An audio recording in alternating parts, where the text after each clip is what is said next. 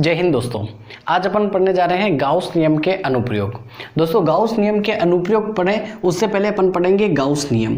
Gauss नियम क्या होता है दोस्तों? गाउस नियम गाउस नियम क्या होता है दोस्तों? विद्युत क्षेत्र में स्थित किसी बंद पृष्ठ से संबंध विद्युत फ्लक्स का मान उस बंद पृष्ठ में उपस्थित आवेशों के बीजगणितीय योग तथा हवा या निर्वात की विद्युतशीलता के अनुपात के बराबर होता है। किस तरीके से? ऐसे विद्युत फ्लक्स फाई ई का जो मान होगा वो कितना होगा? Close integration E vector dot ds vector is equal to summation q upon epsilon naught. ये है गाउस का नियम दोस्तों। और गाउस के नियम की सहायता से अपने को क्या ज्ञात करना है? अनंत लंबाई के एक समान आवेशित सीधे तार के कारण विद्युत क्षेत्र का मान ज्ञात करना है। एक समान आवेशित तार है कोई, ये मान लेते हैं एक समान आवेशित कोई तार है जिसकी लंबाई अनंत है। ये अनंत लंबाई का एक समान आवेशित चालक तार है। इस तार के कारण दोस्तों अपने को क्या ज्ञात करना है? विद्युत क्षेत्र की तीव्रता ज्ञात करनी है। यहां मान लेते हैं कि इसका केंद्र यहां है, जिससे अपने को r दूरी पर यहां पर कोई p बिंदु स्थित है। यहां पर अपने को कितना ज्ञात करना है? विद्युत क्षेत्र की तीव्रता ज्ञात करनी है। तो ये अनंत लंबाई का तार है दोस्तों, और कितनी दूरी पर है? r दूरी पर है। तो तार के और इसके ऊपर जो तार है एक समान आवेश जो है वो डिस्ट्रीब्यूट किया हुआ है, आवेश का वितरण किया हुआ है। ये आवेश है, समान आवेशित है, इसकी सारी की सारी जगह पे एक समान आवेश है। तो अपन क्या करेंगे कि गाउस के नियम से अल्पांश dl इधर लेंगे और dl इधर भी लेंगे, दोनों तरफ अल्पांश लेंगे। दोनों इन अल्पांशों की जो दूरी है वो मूल बिंदु से बराबर दूरी होगी। जब मूल बिंदु से बराबर दूरी है तो यहाँ पर विद्युत क्षेत्र की तीव्रता इस अल्पांश dl के कारण de इधर होगी। क्यों होगी इधर? यही बात ध्यान से समझना है दोस्तों। धन आवेश के कारण विद्युत क्षेत्र की जो दिशा होती है वो बिंदु की तरफ होती है।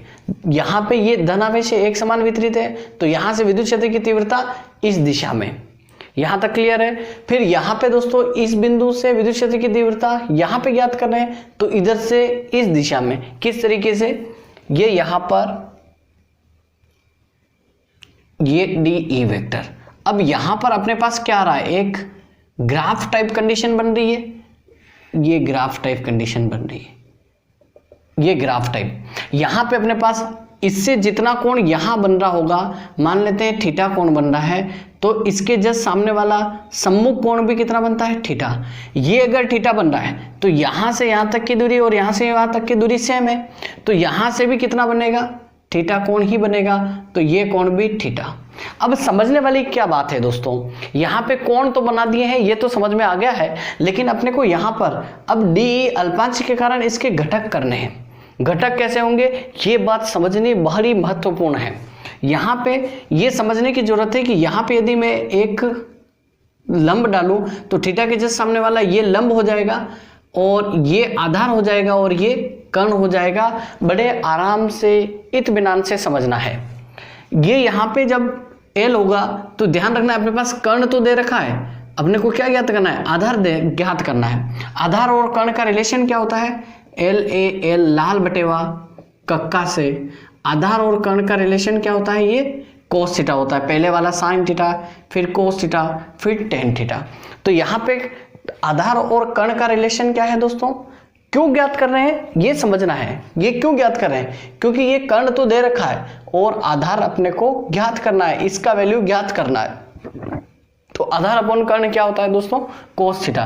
तो यहां पे अपने पास आधार अपॉन कर्ण, एक बार फिर से लिख रहा हूं, आधार अपॉन कर्ण इज इक्वल टू अपने पास क्या है? Cos theta. आधार अपॉन कर्ण की वैल्यू क्या है दोस्तों? de vector, de is equal to cos theta. A ज्ञात करना है तो de कोस थीटा। अपने पास ये कितना आ गया है? ये आया है de कोस थीटा। इसी तरीके से अगर यहाँ पे एक लंब डालूंगा तो यहाँ पे देखना है दोस्तों, क्या देखना है? ये जो थीटा कोण अपन ने यहाँ बनाया है, ये देखिए यहाँ एक जेड बन रहा है, यहाँ एक जेड बन रहा है, और ये जो थीटा है यहाँ पे भी कितना होगा? ये थीटा कोण होगा। तो थीटा के जस्ट सामने वाला ये लंब होगा, ये लंब होगा, ये कर्ण होगा और ये आधार होगा। तो फिर अपने को ये ज्ञात करना पड़ेगा तब ये लंब और कर्ण का रिलेशन साइन थीटा आएगा, तो यहाँ पे वैल्यू क्या आएगी, डी ई साइन थीटा। अगर दोस्तों ये डी ई साइन थीटा कैसे आया है, ये समझ में आया है तो एक बार कमेंट करके जरूर बताना है कि ये सर समझ में आ रहा है, और वीडियो को लाइक करना नहीं भूलना है। यहाँ तक आ रहा है तो ये चीजें कोई नहीं बताता है दोस्तों कि ये कैसे आया है, सारे के सारे रटवाते हैं कि ये क्षैतिज घटक डी कोस थीटा होता है, ऊर्ध्व घटक डी साइन थीटा होता है, लेकिन अपन आज ये बता रहे हैं कि ये कैसे होता है साइन थीटा और कोस थीटा।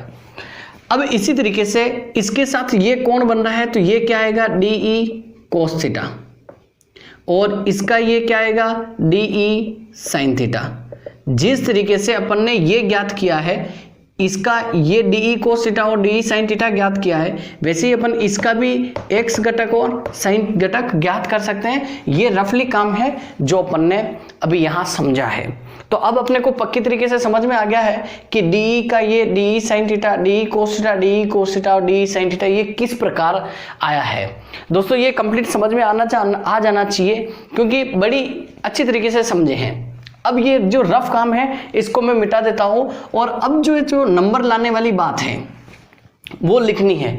क्या लिखनी है, यहाँ पे अगर अपन ध्यान से देखें तो ये डी ई साइन थीटा, ये D E sine theta. Graph में हमेशा अपन देखते हैं कि जब मूल बिंदु या केंद्र बिंदु होता है उससे ऊपर वाला, जैसे मैं यहाँ बना दूं, ये ग्राफ होता है, इसके ऊपर वाली प्लस संख्याएं होती है और यहाँ माइनस संख्या होती है। तो यहां पर अपन अगर इनको देखें तो D E sine theta plus का है और ये इधर माइनस का है, तो लिखना क्या है अपने को, y दिशा में विद्युत क्षेत्र के घटक P बिंदु पर y दिशा में विद्युत क्षेत्र के घटक समान तथा विपरीत होने के कारण एक दूसरे को निरस्त कर देंगे, जबकि x दिशा में घटक एक ही दिशा में होने के कारण कुल विद्युत क्षेत्र की तीव्रता P बिंदु पर केवल x दिशा में होगी या OP दिशा में होगी। इस बिंदु का नाम क्या है, ठीक प्रकार से एक बार और लिख देता हूं मैं, OP दिशा में होगा। ये दोस्तों लिखने पर ही अपने को नंबर मिलेगा, 1 नंबर की ये लाइन है, और बड़ी अच्छी सरल तरीके से आप खुद भी बना सकते हैं। कैसे, y दिशा में विद्युत क्षेत्र के घटक बराबर तथा विपरीत होने के कारण एक दूसरे को निरस्त कर देंगे, और x दिशा में घटक एक ही दिशा में होने के कारण कुल विद्युत क्षेत्र की तीव्रता केवल x दिशा में ही होगी, अर्थात OP दिशा में ही होगी। इसके बाद जो अपने को क्या करना है, अपने को इसके बाद लिखना है विद्युत क्षेत्र की तीव्रता ज्ञात करने के लिए गाउसियन पृष्ठ की कल्पना करने पर क्या करना है, एक बेलनाकार गाउसियन पृष्ठ की कल्पना करनी है। बेलनाकार गाउसियन पृष्ठ ये बनाने के बाद लाइन लिखनी है, उसके बाद गाउसियन पृष्ठ की बात कर रहा हूं मैं, यहां पे बना देता हूं दोस्तों। बड़े आराम से सही तरीके से समझना है। ये अपने पास एक जो था अनंत लंबाई का एक वायर था, और यहां पे मैं क्या कर रहा हूं, बेलनाकार एक ये बेलनाकार गाउसियन पृष्ठ की ये एक कल्पना करी है कि एक यहां से और भी वायर इतना लंबा है, और ये जो मैंने बेलनाकार कल्पना करी है इसकी दूरी यहां से यहां तक की r मान लेता हूं। बेलन की त्रिज्या कितनी मानी है, यहाँ मैंने r मानी है। और यहां पर अब देखना है दोस्तों, ये वायर है, इसके ऊपर एक समान आवेश वितरित किया हुआ है इसकी लंबाई पर। ये भी मान लेते हैं कि ये इस बेलन की जो टोटल लंबाई है वो l है, L लंबाई है। अब यहां पर अपने को क्या देखने की जरूरत है कि जो विद्युत क्षेत्र की तीव्रता है वो केवल x दिशा में ही होगी। तो यहाँ पे x दिशा में अपन यहाँ पे 3 टुकड़े कर लेते हैं इसके।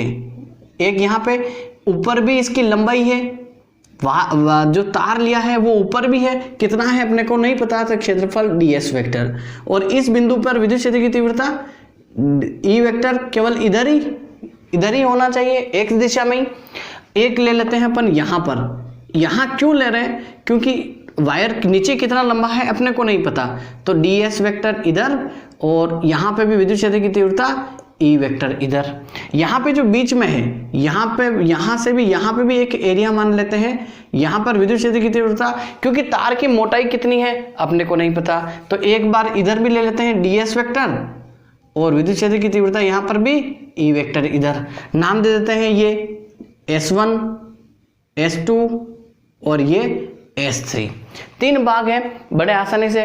गाउस का नियम क्या है? गाउस का नियम लगाना है तीनों भाग के लिए और फिर टोटल आवेश लिख देना है और फिर विद्युत क्षेत्र की तीव्रता का मान बड़ी आसानी से यहां ज्ञात करते हैं। ये लिखने के बाद वो 2-3 लाइनें लिखनी है, उसके बाद यहां लिखना है गाउस नियम से। गाउस का नियम क्या है दोस्तों? Close integration E vector dot ds vector is equal to summation q upon epsilon naught. ये गाउस का नियम है। और अब तीनों के लिए लगाएंगे तब अपन क्या लिख देंगे यहां पर?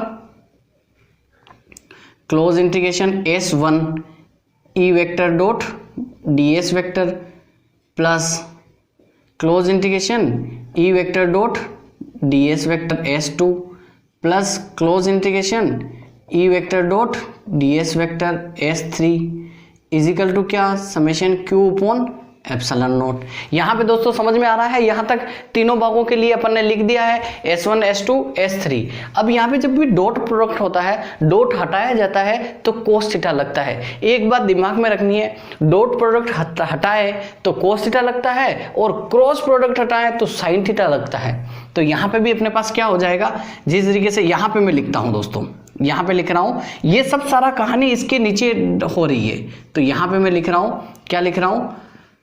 Close integration S1 E ds cos theta plus close integration S2 E ds cos theta plus close integration S3 E ds cos theta is equal to ऐसा कैसा? Summation q upon epsilon naught. एक एक step दोस्तों ध्यान से समझना है। अब यहाँ पे मैं क्या समझाने जा रहा हूँ कि ये जो थीटा है, थीटा कितना बन रहा है? S1 पर थीटा, S1 पर थीटा बराबर S1 कहाँ है? ये ds और E के बीच में कितने डिग्री का कोण है दोस्तों? यहाँ पे आपको ध्यान से दिखाई दे रहा होगा S1, ये ds और E के यहाँ कितने डिग्री का कोण बन रहा है? 90 डिग्री का। कितना बन रहा है? 90 डिग्री का कोण बन रहा है। फिर S2 पर कितना बन रहा है? S2 पर थीटा बराबर कितना बन रहा है? S2 कौन सा है? ये S2 DE और ds और E वेक्टर एक ही दिशा में है। एक ही दिशा में हो दोस्तों, ध्यान से समझना है। कोई भी एक कार है वो यहां से इधर जा रही है और दूसरी कार भी इधर ही जा रही है, तो दोनों के बीच में कोण कितना? 0 डिग्री का कोण बनता है। कितना दोस्तों? 0 डिग्री का कोण बनता है, ये 0 डिग्री। और S3 पर थीटा इज इक्वल टू कितना बन रहा है दोस्तों? S3 पर यहाँ पर ठीक इसी तरीके से ds इधर है, E इधर है, तो दोनों के बीच में कोण कितना बन रहा है दोस्तों? 90 डिग्री का कोण बन रहा है। S3 पर कितना? 90 डिग्री का ये कोण बन रहा है। यहां तक दोस्तों समझ में आ रहा है? समझ में आ रहा है? वीडियो को लाइक करना है और अपने दोस्तों में शेयर भी करना है। एक और बात दोस्तों, आपको फिजिक्स के अंदर जो कोई टॉपिक नहीं आए उसको सरल शब्दों में सरल तरीके से पढ़ने के लिए आप कमेंट बॉक्स में लिख सकते हो कि सर हमें ये समझ में नहीं आ रहा है, ये समझाइए। तो मेरे को जैसे ही टाइम मिलेगा दोस्तों मैं उस पर जरूर वीडियो बनाऊंगा और अपने दोस्तों में शेयर करना नहीं भूलना है। ओके, यहाँ पे दोस्तों अब ये इनकी सारी की वैल्यू जब यहाँ लिखेंगे तो अपने पास क्या आ जाएगा? यहाँ पे वैल्यू पुट करने पर मैं लिख रहा हूँ, कितना लिख रहा हूँ? Close integration S1 E ds cos S1 पर कितना है? 90 degree plus close integration S2 E ds cos theta की वैल्यू कितनी है दोस्तों? S2 पर 0 degree plus close integration S3 है ये E ds cos थीटा की value 90 degree is equal to अपने पास क्या है? Summation q upon epsilon naught. Summation q क्या है? इसके ऊपर आवेश कितना लिया है अपन ने? समेशन q लिया है। ओके, यहाँ पर cos 90 degree is equal to कितना होता है दोस्तों? cos 90 degree is equal to कितना होता है? cos 90 का मान होता है 0। cos 90 का मान कितना होता है दोस्तों? 0। तो यहाँ पे ये अपने पास आ गया 0 plus E ds cos 0। cos 0 का मान कितना होता है दोस्तों? cos 0 का मान कितना होता है? cos 0 का मान होता है दोस्तों 1। cos 0 का मान कितना होता है? 1। तो यहाँ पे E ds cos 0 1 से इससे मल्टीप्लाई करेंगे तो ये ऐसा कैसा आएगा? क्या आएगा? Close integration E into ds plus cos 90 का फिर यहाँ 0 को मल्टीप्लाई करेंगे पूरा 0 आ जाएगा इज इक्वल टू अपने पास क्या आ जाएगा? Summation q upon epsilon naught. यहां तक दोस्तों समझ में आ जाना चाहिए। यहां तक अगर समझ में आ गया है और आपने नोट कर लिया है तो अच्छा है, बाकी आप स्क्रीनशॉट भी ले सकते हैं, क्योंकि इसके बाद मैं ऊपर लिखूंगा दोस्तों मिटाकर। यहां से लिखना स्टार्ट करते हैं। ये अपने पास 0 0 है, कोई मतलब नहीं है। ई एक कांस्टेंट है, विद्युत क्षेत्र की तीव्रता, इसको बाहर रखता हूं और इंटीग्रेशन के अंदर ds का करना है समाकलन, फिर इजिकल टू में क्या है summation q upon epsilon naught. यहां पे दोस्तों जब भी समाकलन करते हैं ds का समाकलन s होता है, ds का s होता है, dx का x होता है, dv का v होता है। मतलब जो भी है कोई राशि नहीं है तो डायरेक्ट समाकलन इसका राशि आ जाती है। तो e इंटू ds का समाकलन s is equal to summation q upon epsilon naught. अब दोस्तों बात क्या है कि ये जो तार है इसकी लंबाई पर आवेश समान रूप से वितरित है, तो यहां पर अपन एक फॉर्मूला लगा सकते हैं रेखीय आवेश घनत्व का। रेखीय आवेश घनत्व को लेमडा लिखते हैं दोस्तों। रेखीय आवेश घनत्व को क्या लिखते हैं लेमडा। ये इस तरीके का होता है और ये होता क्या है एकांक लंबाई पर आवेश की मात्रा रेखीय आवेश घनत्व कहलाती है। एकांक लंबाई पर आवेश की मात्रा क्या कहलाती है दोस्तों रेखीय आवेश घनत्व कहलाती है। और रेखीय आवेश एकांक लंबाई पर आवेश की मात्रा q अपॉन L। यदि यहाँ पे Q का फॉर्मूला बनाना चाहेंगे तो इस L को इधर भेजेंगे तो क्या आ जाएगा लेमडा L।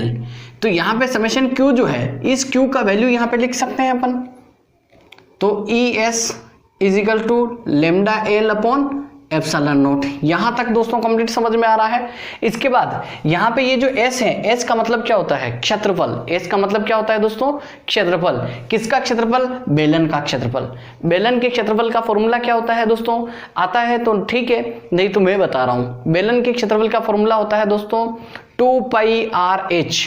बेलन के सूत्र का बेलन के क्षेत्रफल का फॉर्मूला कितना होता है दोस्तों 2πRh। यहाँ पे 2πRh लिखेंगे 2πr और h मतलब ऊंचाई लंबाई कितना है ये यहाँ पे अपने पास l है तो l is equal to lambda l upon epsilon naught. ये यदि पूरी वैल्यू इधर ट्रांसफर करेंगे तो क्या आ जाएगा दोस्तों e is equal to lambda l upon 2πrl epsilon naught. ये ईमानदारी से l से l कैंसल, L से L कैंसल यहाँ तक ठीक है दोस्तों। फिर यहाँ पे E इजिकल टू क्या बचा लेमडा बचा ऊपर और ये बचा है 2πr एप्सिलॉन नोट। एक दोस्तों अगर अपन ये आंसर कर दें तब भी करेक्ट है, कोई इसको गलत नहीं कर सकता।